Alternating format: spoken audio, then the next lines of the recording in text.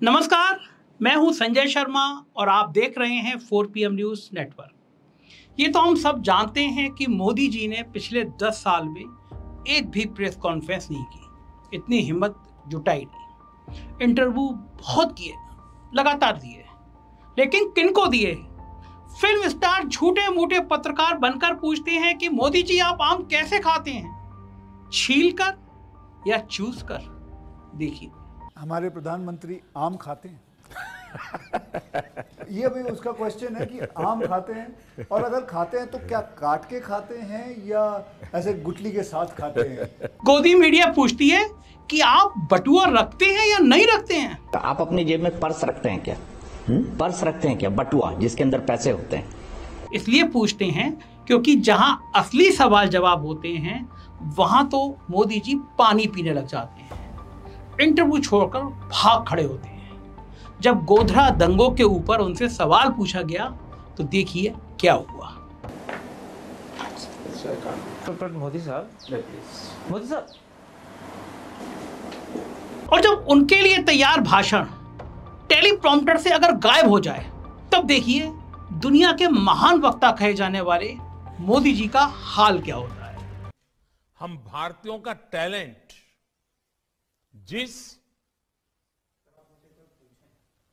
इससे ये पता चलता है कि मोदी को गोदी मीडिया का सहारा है बस, वरना ना तो ये कड़े सवालों के उनके पास जवाब हैं और ना ही बनी बनाई खिचड़ी के अलावा कहने के लिए कोई बात है। और जब इम्प्रॉम्प्टर यानी बिना तैयारी के बोलते हैं तो कुछ भी बोलते हैं, कैसा भी बोलते हैं, जैसे ये सुनिए। यह बच्चा पैदा होता है तो आई भी बोलता है, AI भी बोलता है। आई और AI को जबरदस्ती जोड़ दिया, फालतू की तुकबंदी।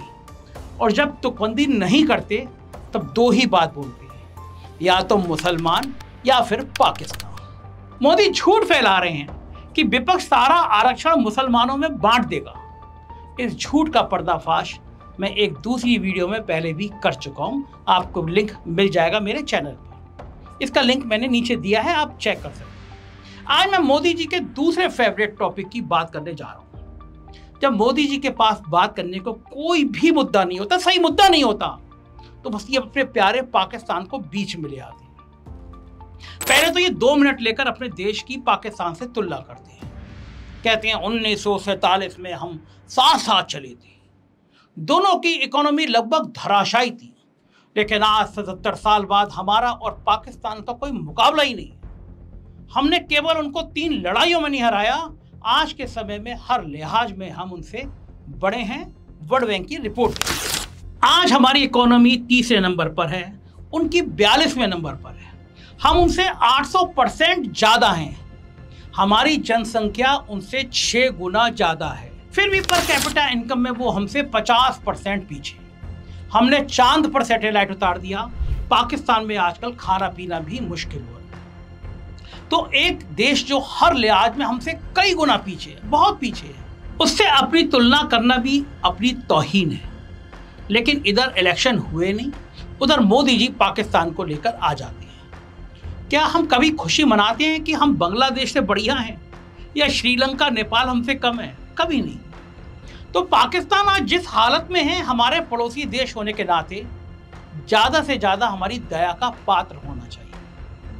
हमारे चुनाव में मुद्दा नहीं होना चाहिए, लेकिन जब मोदी जी के पास कोई मुद्दा ही ना हो तो वो पाकिस्तान को मुद्दा बना देते हैं। मुद्दा भी बनाते हैं और डर का माहौल भी बनाते हैं। मोदी कहते हैं पाकिस्तान से बचकर रहना है, पाकिस्तान को हमने डरा रखा है, पाकिस्तान कुछ करेगा तो घर में घुसकर मारेंगे। इसमें कोई दो राय नहीं है कि पाकिस्तान से हमें हमेशा सावधान रहने की जरूरत रहती है। हमारे देश में होने वाले आतंकी हमलों के पीछे पाकिस्तान का कहीं ना कहीं हाथ रहता है। फिर चाहे पाकिस्तान की धरती पर आतंकवादियों की ट्रेनिंग हो या फिर आतंकी मास्टरमाइंड को अपने देश में छुपाकर रखना हो, पाकिस्तान का ये काम है। लेकिन पाकिस्तान के इन काले कारनामों को पिछले 10 सालों में मोदी जी कितना रोकने में सफल हुए, ये जानना बहुत जरूरी है।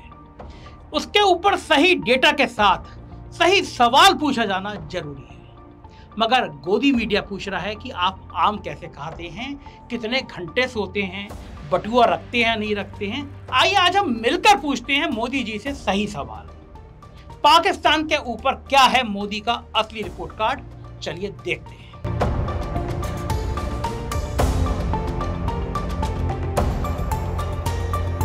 जब भी मोदी भक्तों से कोई सटीक सवाल पूछ लिया जाए और उन्हें उसका उत्तर ना देना आता हो तो वो क्या कहते हैं, पाकिस्तान चले जाओ। जब कोई देश की किसी समस्या को उठा दे, धार्मिक डर के माहौल की बात कर दे, तो फिर उसको क्या कहा जाता है, पाकिस्तान चले जाओ।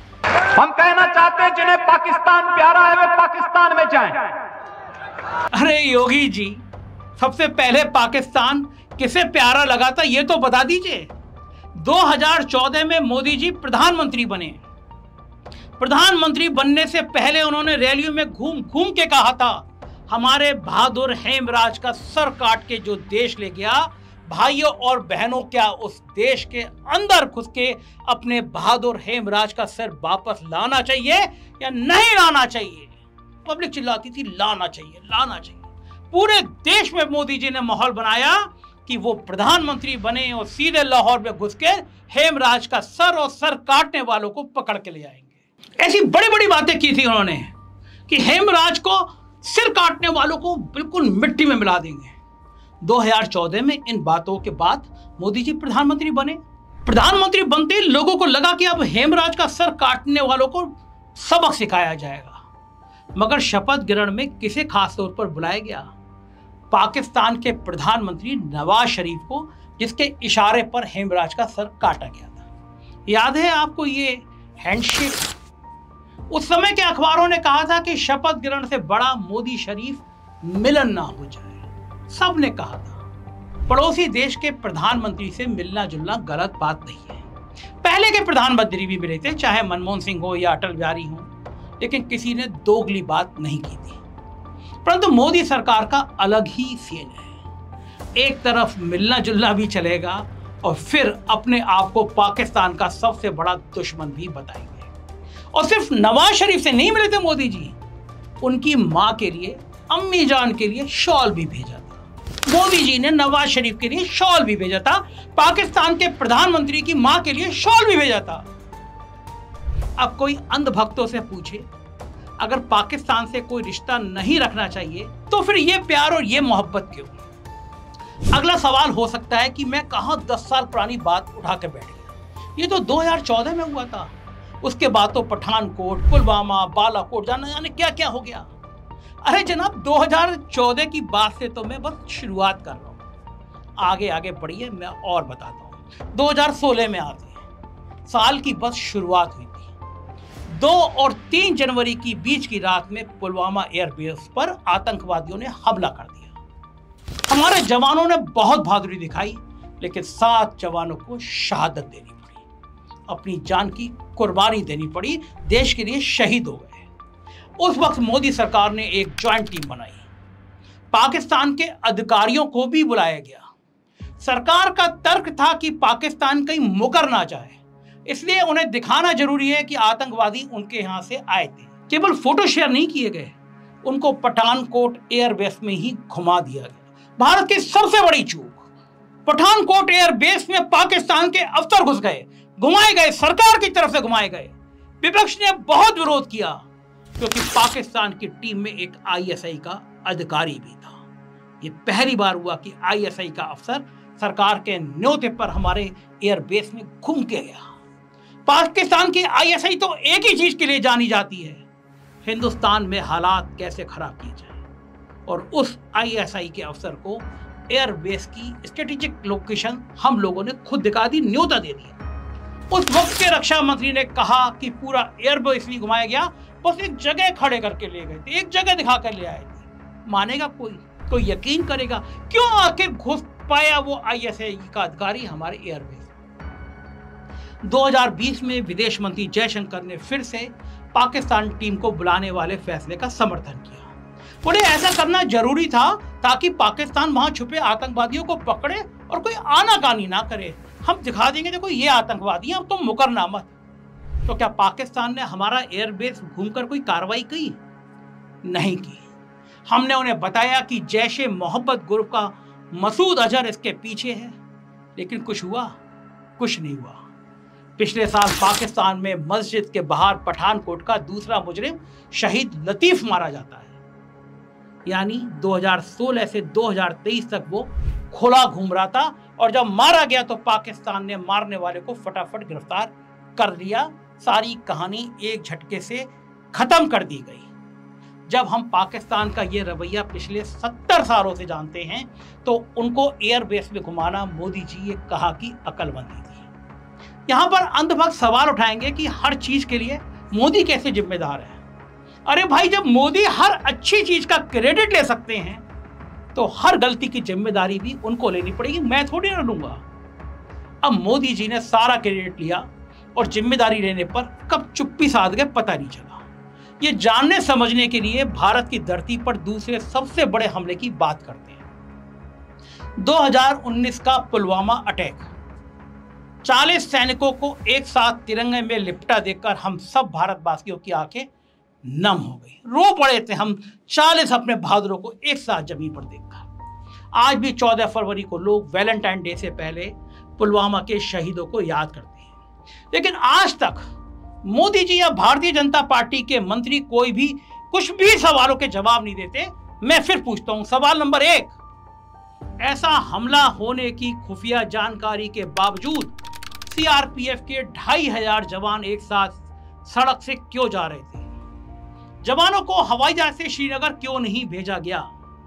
सवाल नंबर 2, 300 किलो आरडीएक्स के साथ एक गाड़ी श्रीनगर में कैसे बड़े आराम से खुलेआम घूम रही थी? सवाल नंबर 3, जब सैनिकों का कोई बड़ा काफिला निकलता है तो छोटे कनेक्टिंग रोड्स को ब्लॉक कर दिया जाता है ताकि कोई रुकावट ना आए। फिर एक गाड़ी कैसे सीआरपीएफ की बसों के पास पहुंच गई? उस वक्त के गवर्नर सत्यपाल मलिक ने माना था कि हमारी तरफ से लापरवाही हुई। मैंने कई बार सत्यपाल मलिक से बात करी। मेरे संग इंटरव्यू में सत्यपाल मलिक ने कहा, वो गवर्नर थे, बोले जब मैं पहुंचा मोदी जी ने कहा तुम खामोश रहो, तुम शांत रहो। मैंने कहा कि यहाँ पे हवाई यात्रा से क्यों नहीं लिया गया? मोदी जी ने कहा तुम खामोश रहो।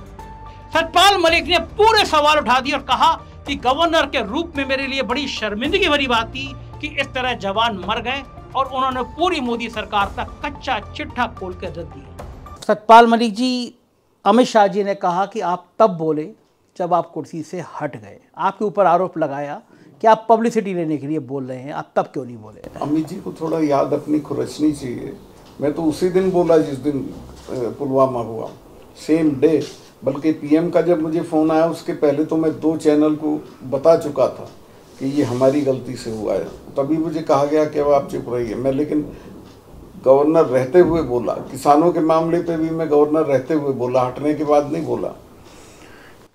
मलिक जी, आप गवर्नर थे, पुलवामा की घटना हुई, आप कितनी देर में वहाँ पहुँचे थे? क्योंकि आप मुझे याद, जहाँ तक मुझे याद आ रहा है, आप वहाँ गए थे घटना स्थल पर। अगले दिन गया था। अगले दिन गए थे? शाम को मुझे पता चला था और उसके अगले दिन वहाँ पहुँचे? उनका फ़ोन आया था, उन्होंने पूछा क्या हुआ, मैंने बताया ऐसे ऐसे हुआ और इसमें हमारी गलती हुई, उसकी वजह से हुआ, तो उनका इस पे आप चुप रहिए। गलती आपने कहा कि गलती ये थी कि सीआरपीएफ को जहाज नहीं दिए। आसानी थी, अगर वो मेरे से मांग लेते, मैं लूप में नहीं था, अगर सीआरपी मेरे से मांगती होम मिनिस्ट्री के बजाय तो मैं दे देता। वो कह रहे हैं वो खत नहीं है कहीं पे भी, आप अपने मन से बोल रहे हैं ये खत। भास्कर की रिपोर्टिंग है, 4 महीने तक वो लेटर पड़ा रहा वहाँ। मगर क्या आज तक मोदी जी ने इस लापरवाही के लिए किसी मंत्री या अधिकारी को सजा दी? नहीं दी। क्या प्रधानमंत्री होने के नाते ऐसे हमले के लिए अपनी गलती मानी, देश से क्षमा मांगी, अपनी कोई जिम्मेदारी ली? कभी नहीं ली। इस हमले के बाद हमारे देश ने बदला लिया, उसकी भी बात करेंगे, जरूर करेंगे। लेकिन हमारे लिए ज्यादा जरूरी क्या है? शहीदों का बदला या फिर जवान शहीद ही ना हो ऐसे हालात बनाना? मोदी पाकिस्तान पाकिस्तान चिल्लाते हैं, मगर ऐसे हमले रुक क्यों नहीं रहे? इसका जवाब मोदी जी कभी नहीं देते। कश्मीर में हालात बेकाबू है, अब मोदी जी के क्रेडिट लेने की बात करते हैं। इसके कुछ दिनों बाद हमारी एयरफोर्स ने पाकिस्तान में घुसकर बालाकोट स्ट्राइक करी, पाकिस्तान को मुंहतोड़ जवाब दिया। हम सब अपनी फौज के लिए गर्व महसूस कर रहे थे, और मोदी जी क्या कर रहे थे, जरा सुन लीजिए। मैंने कहा इतने क्राउड है, बारिश हो रही है, तो एक बेनिफिट है कि हम राडार से बच सकते हैं। इस बात के लिए आज भी मोदी जी का मजाक उड़ता है। बादलों से कभी रडार नहीं रुकता, मगर इन्हें कुछ पता ही नहीं, बस क्रेडिट लेना है। और क्रेडिट लेने की होड़ में मोदी और भारतीय जनता पार्टी मर्यादा की लक्ष्मण रेखा भी पार कर देती है। बालाकोट स्ट्राइक के बाद योगी ने भारतीय सेना को मोदी सेना कह डाला। आप भी सुनिए। आतंकवादियों को बिरयानी खिलाते थे और मोदी जी की सेना आतंकवादियों को गोली और गोला देती है। यही अंतर है। कांग्रेस के लोग अगर मसूद जैसे आतंकवादियों के साथ जी लगा करके आतंकवाद को प्रोत्साहित करती है, तो प्रधानमंत्री मोदी जी के नेतृत्व में आज आतंकवाद को, उनके ठिकानों को नष्ट और ध्वस्त करके आतंकवाद की ही नहीं, पाकिस्तान की कमर को तोड़ने का कार्य भी भारतीय जनता पार्टी की सरकार कर रही है। विपक्ष ने योगी आदित्यनाथ के बयान के खिलाफ जबरदस्त विरोध जताया। चलिए मान लेते हैं विपक्ष का काम है विरोध जताना, लेकिन मोदी के अपने मंत्री से रहा नहीं गया। मंत्री का नाम है रिटायर्ड जनरल वीके सिंह, जिन्हें अब पैदल कर दिया गया, टिकट काट दिया गया। मंत्री तो वो अभी अभी बने थे इस सरकार में, लेकिन फौज के लिए खून पसीना उन्होंने पूरी जिंदगी दिया। भारतीय सेना के जनरल रहे, इसलिए योगी के ऐसे शर्मनाक बयान पर गुस्सा हो गए। वीके सिंह ने कहा, जो भारत की सेना को मोदी की सेना कहता है वो देश का गद्दार है। लेकिन क्या मोदी ने कभी सफाई दी? क्या योगी के बयान की निंदा की? क्या मोदी ने कहा कि योगी को ऐसा नहीं कहना चाहिए था? बिल्कुल नहीं कहा और कहेंगे भी नहीं, क्योंकि हर चीज का क्रेडिट खुद ही लेने की उनको आदत जो है। और अगर सच में मोदी को इतना ही कॉन्फिडेंस है, अगर उनको लगता है वो क्रेडिट के हकदार हैं, अगर उनको लगता है कि जो किया है सब कुछ बढ़िया किया है उन्होंने, तो कश्मीर में भारतीय जनता पार्टी चुनाव क्यों नहीं लड़ रही? क्यों भाग रही है कश्मीर से? एक तरफ 400 पार की बातें किया करते थे, अब तो नहीं करते, अब तो मामला 200 तक अटक गया है मामला। लेकिन एक तरफ पहले 400 पार की बातें करते थे और दूसरी तरफ कश्मीर की 3 लोकसभा सीट पर एक उम्मीदवार भी उतारने की हिम्मत नहीं करते थे। मोदी जी कहते हैं 370 हटाने के बाद कश्मीर बदल गया, वहां बहुत खुशहाली आ गई, पाकिस्तान से बचा हुआ कश्मीर भी हम ले लेंगे। अगर इतना भरोसा है कि कश्मीर के लिए सब कुछ अच्छा किया है, तो कश्मीर से भाजपा के इलेक्शन लड़ने का भरोसा क्यों नहीं आ रहा मोदी को? जैसे अमित शाह कहते हैं, आप क्रोनोलॉजी समझिए, पहले इलेक्शन शुरू होंगे, फिर मंच से पाकिस्तान पाकिस्तान पाकिस्तान चिल्लाया जाएगा और अंत में सारा क्रेडिट खुद ले लिया जाएगा। आप इस क्रोनोलॉजी में मत फंसिए। मोदी और भारतीय जनता पार्टी से सही सवाल पूछिए और सही जवाब की डिमांड करिए। यह आपका अधिकार है और यह अधिकार आपको लेना चाहिए, वरना नेता क्या हैं? मंच से कहेंगे पाकिस्तान पाकिस्तान और बाद में पाकिस्तान के प्रधानमंत्री की मां के लिए, अम्मी जान के लिए यहां से शॉल भेजते रहेंगे। कैसी लगी आपको मेरी बात? मुझे आपके जवाब का इंतजार रहेगा। चैनल को ज्वाइन कीजिएगा, सब्सक्राइब करिएगा। शुक्रिया, थैंक यू।